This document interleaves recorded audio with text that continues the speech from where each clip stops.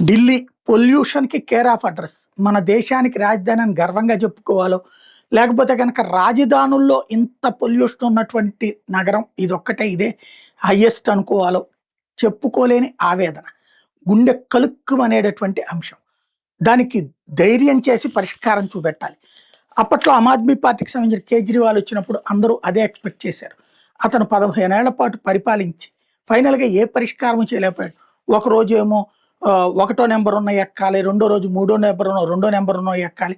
ఇట్లా సరని, బేసని ఏయేయో చేస్తే కోర్టులు కూడా అతన్ని సమర్థించినాయి. కానీ ఏమన్నా చేశాడా?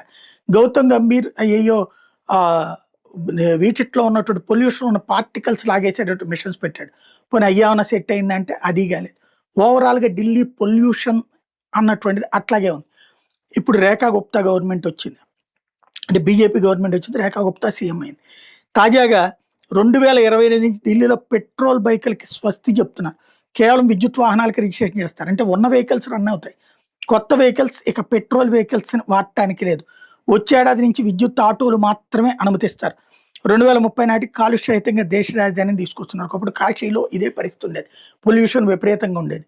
యోగి ఆదిత్యనాథ్ వచ్చాక కంప్లీట్ బ్యాటరీ. మనం ఇప్పుడు కాశీ వెళ్ళినప్పుడు ఎవరైనా చూస్తే మొత్తం ఆటోలు 90% ఎలక్ట్రికే ఉంటాయి.